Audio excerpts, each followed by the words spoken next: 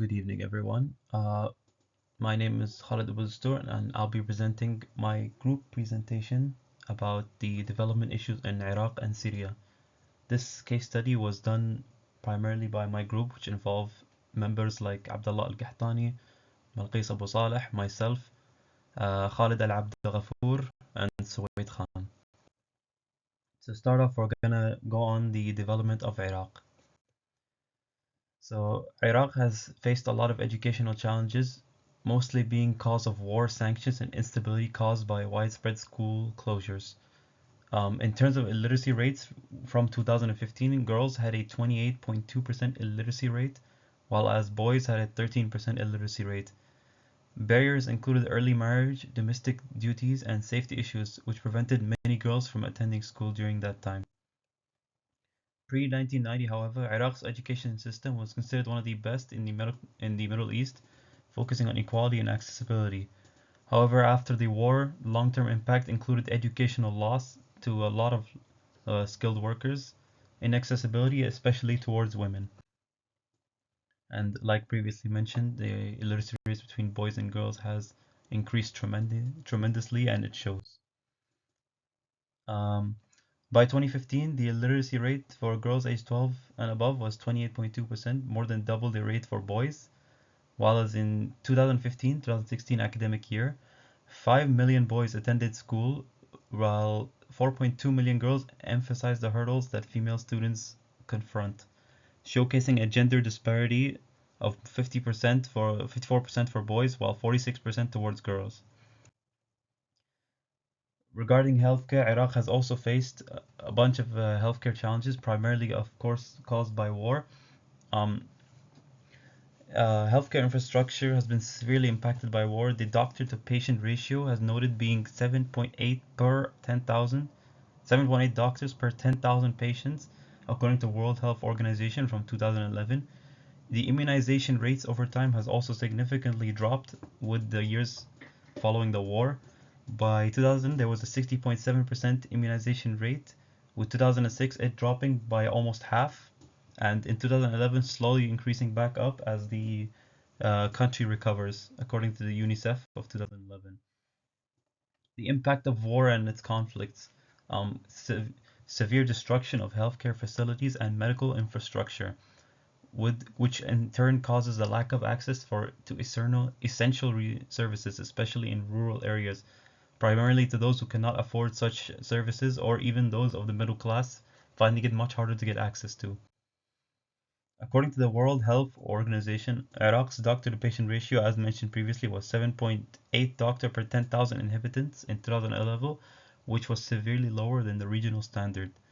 Vaccination rates also fell by half in 2006, indicating the breakdown of healthcare infrastructure during the Iraqi war, as well as the loss of general services many modern countries and civilizations have access to and are deemed essential. Although rates increased marginally back up to 46.5%, they are still much lower than pre-war levels.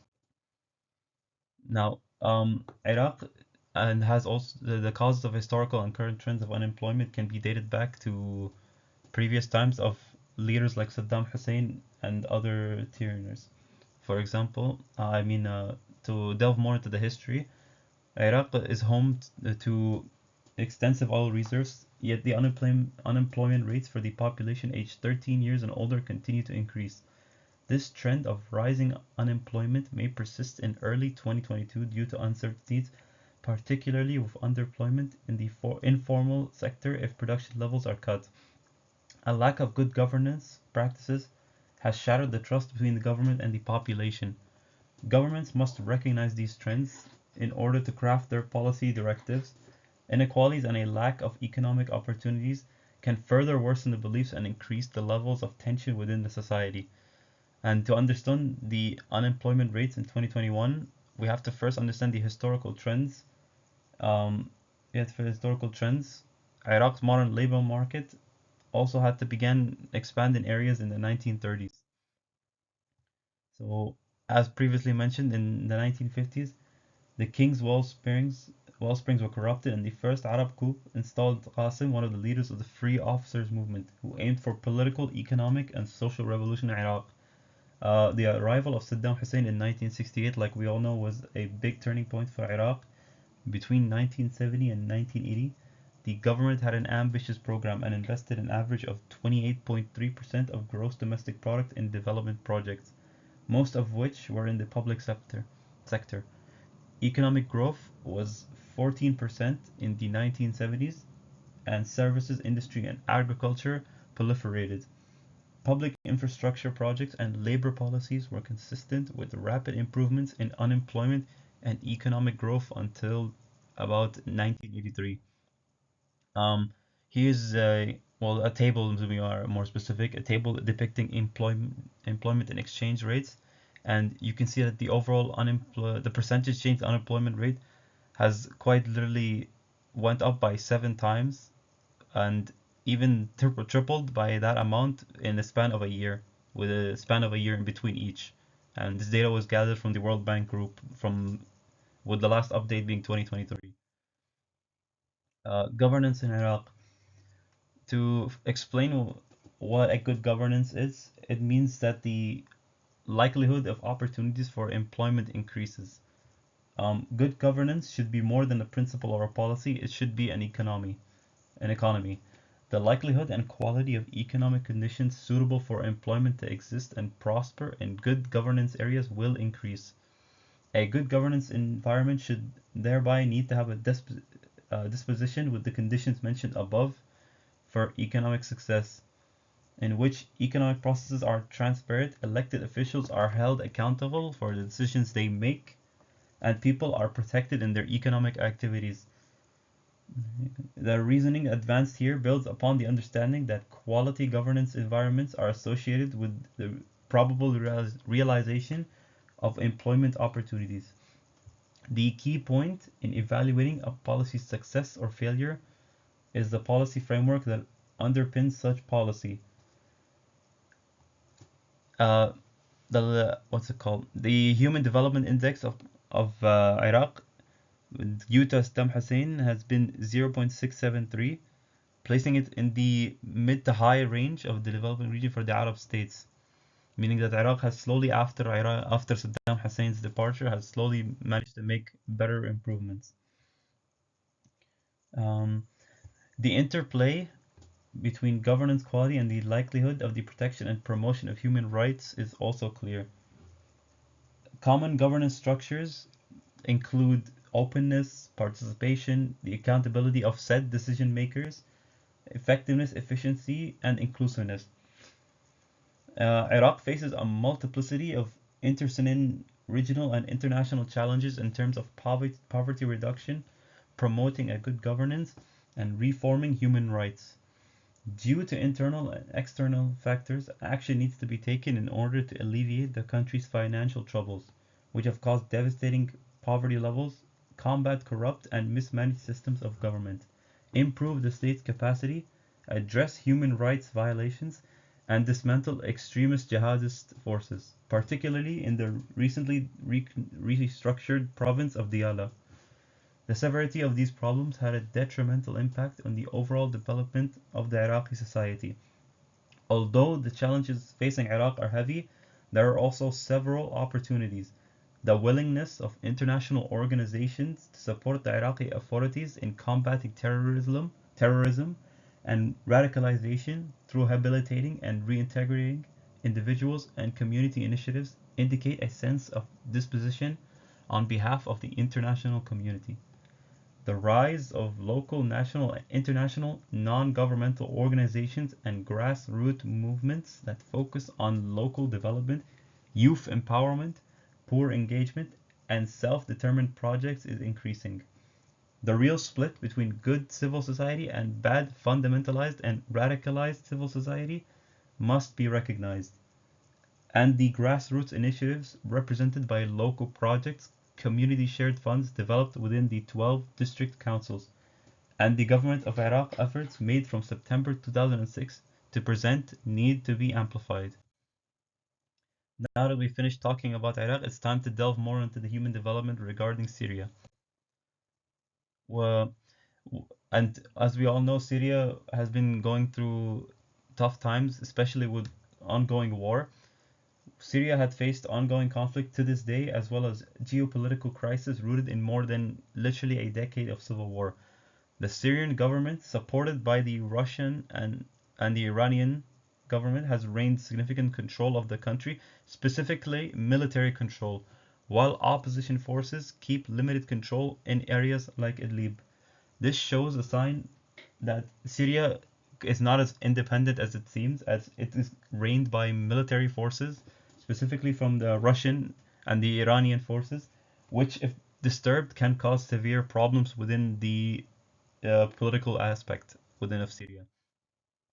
Over 6.9 million Syrians have been displaced within the country following the war, with most living in overcrowded camps with inadequate shelter and resources.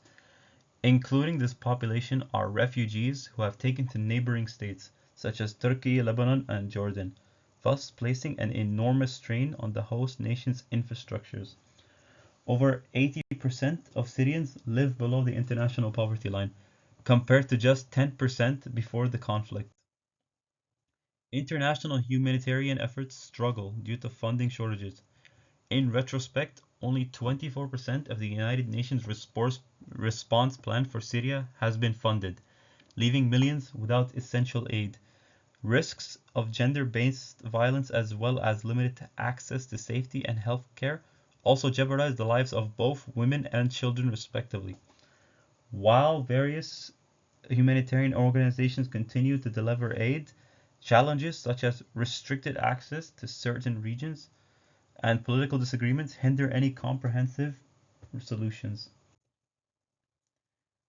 The resurgence of extremist groups like ISIS also pose security threats for the people of Syria, as well as causing a sense of danger for outside neighboring states and outside organizations or neighboring countries, particularly the United States, who to this day are still combating the ISIS forces and so have taken to more violent means, which in turn impact the more innocent and uh, peace uh, peace-seeking Syrian nationals.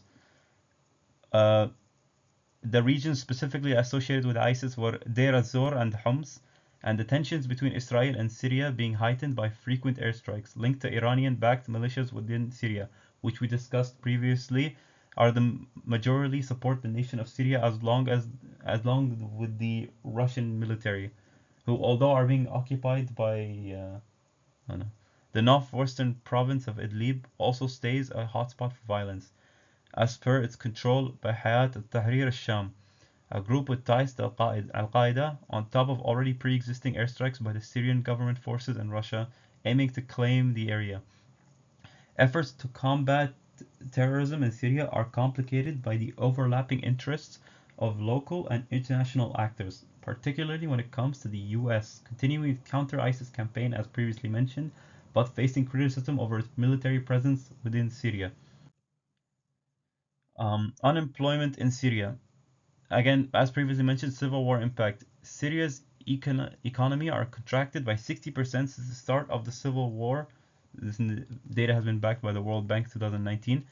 The overall unemployment rates are close to 50%, with the youth unemployment rate as well from the ages of 15 to 24 being 50%.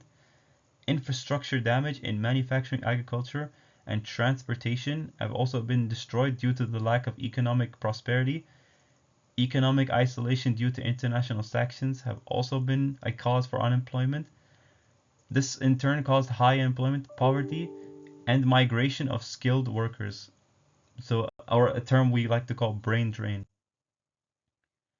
The public sector remains the greatest employer, however, it cannot meet the increasing demand for work, as more than 50% of the nation are unemployed, especially those who are more skilled and qualified and cannot attend or work due to lack of opportunities. As a result, many young people are driven into informal employment or migration, which can cause either crime or a loss of skilled individuals and nations. This has resulted in a substantial brain drain, reducing Syria's capacity to reconstruct important sectors such as the healthcare, education, and industry. The youth, in particular, have little options for education and professional growth, which perpetuates a cycle of poverty and instability. And with the ongoing war, the situation does not improve one bit. Education in Syria. Syria's education system had deep historical roots with a strong emphasis on literacy and knowledge dating back to the early 20th century, fostering a culture of learning and scholarship. Education in Syria faced serious challenges, especially since the conflict. Uh, UNESCO reported that about 97% of children were enrolled in primary school by 2021. However, over 2.5 million children were out of school due to the fear of the ongoing war and the inability to access the schools, which oftentimes could even be entirely blown up if situations go to the worst. Many schools have been damaged or used for military purposes, further disrupting education. Additionally, the quality of education has become more uneven, with some regions facing greater challenges than others. Fighting, like we said, has led to destruction of many schools, with the report being over 6,000 being used. Difference in curricula and educational quality have also been noted depending on the area, regarding which area has been attacked for or used for military purpose more than others. Students struggle as well to acquire resources such as textbooks, school supplies, with even some teachers fleeing the country or not even coping or deciding to work due to their safety concerns, and which results in a shortage of qualified educators. And as previously mentioned, with the youth unemployment as well, very little youth, very little young adults would want to work as a teacher, especially with the fear for their own safety. Additionally, many children experience psychological trauma from this conflict, affecting their ability to learn, oftentimes causing them to not attend school entirely. Governance and corruption in Syria. Affected by the 2011 war, governance in Syria took a huge, massive toll. While the major war itself is over, there are lots of wars between citizens, with people being divided over their ethnicity, language, religion, and even geography. People within the country are more likely to be involved and play active roles within the events happening in the region. Newer groups or people rise to power on a regional level and try to assert control, with many groups each trying to assert power and control over the other, but neither one having the full capability or resources to do so. This has resulted in a constant cycle of stability, instability, and has led to poor governance of the country, with increase in terrorism, especially with Al Qaeda, and collapse in weaker states. Um, 18% of this conflict takes place in Syria, and has said that the conflict within the Middle East region may be traced all the way back to the collapse of the Ottoman Empire, which resulted in the French and British mandates over various countries, with Syria being one of them. This has caused the country to be forced into being more westernized, which conflicted with the country's history and culture and led to poor authoritarian governance throughout it. This country is ruled by one singular family, which gain its power at the expense of people. This means that the representative democracy cannot necessarily make a country democratic. This is because all potential candidates are chosen by Bashar al-Assad, and so ultimately there's no real choice because no matter how the people elect, they will never truly have democracy. Bashar also often refers to any force that opposes him as terrorists and has bombed revolutionary forces to quell them, which has caused many citizens to side with the revolutionaries instead of him, and caused an increase in guerrilla attacks, which only breeds more political tension. Syria runs an oppressed majority against a dominant minority, with a severe lack in equity. Syria, as of now, ranks 149 in terms of inequality adjusted in the Human Development Index. Such political crisis has severely affected citizen employment, with almost 49% of citizens being unemployed, and this has affected over 10 million of them. Human development in Syria was estimated to have been set back by about 35 years due to the ongoing struggles that resulted from political turmoil. Before the war, however, it is important to note that Syria has made considerable progress in improving these areas. According to the Human Development Index and the World Health Organization, in 2010, Syria's HDI was 0.690, which was considered medium human development. However, the ongoing conflict since 2011 has drastically dropped this down to 0.552, placing it in the lower human development category. Both state and non-state actors are finding ways to make large illegal profits, as previously mentioned, This and a couple of cases or forms that the nation has picked up being human trafficking, drug or weapon dealing, extortion, exploitation of the exchange rates, and protection rackets. Such political crisis, again, as previously mentioned, affected the unemployment in the country, with 49% of the nation being unemployed, and with the nation and residents taking to more illegal ways to acquire profits in order to fend for themselves and their family. This has mostly affected the following areas when it comes to the nation of Syria: international aid, the security, the justice system, health and medical industry services, and public procurement. This system caused internationally donated aid to be given to local people in power and de facto authorities instead of sectors and citizens who truly needed it. Healthcare in Syria, um, for example, the country had low infant mortality rates, a high life expectancy, and success in reducing infectious disease. And according to the World Health Organization, Syria achieved key health targets, including increasing immunization rates and reducing preventable diseases. However, since the war started, the healthcare system for Syria has been severely disrupted. Conflict has caused widespread damage to Syria's healthcare infrastructure, with over 50 sorry with over 50% of healthcare facilities have been destroyed or repurposed for military use, leaving millions without access to essential medical care. Many hospitals and clinics are either damaged or closed due to the lack of staff or resources, and as a result, people, especially those in rural areas, struggle to get basic medical services. Again, with many consequences of war, the because of the fear of everyone and their own safety, there is a huge shortage of healthcare workers, especially with some youth workers leaving the nation entirely for their own safety and for finding better occupations everywhere else. In addition, healthcare access is unequal, with governmental controlled areas having more access to medical services, but in opposition held or besieged areas, people face long delays and shortages of supplies. The Syrian American Medical Society, or SAMS for short, reports that critical medical supplies such as vaccines and medicines are often in short supply, often leading to outbreaks of preventable diseases such as cholera and measles. Mental health also being a major concern, as the World Health Organization reports more than 50% of Syrians suffer from mental health disorders, particularly with children and young people who have been particularly affected due to ongoing war and military-based areas operating within their educational purposes and schools. Despite these challenges, international organizations like Doctors Without Borders and UNICEF continue to provide medical care and support to rebuild the healthcare system, but the future stays uncertain until lasting peace is achieved. As of finishing this presentation, the Assad regime has been toppled, alhamdulillah, and therefore some information in this presentation may no longer be accurate. These are the citations provided within the presentation. Thank you so much for listening today, and I hope you learned a little bit more on the ongoing situations and government cases for both Iraq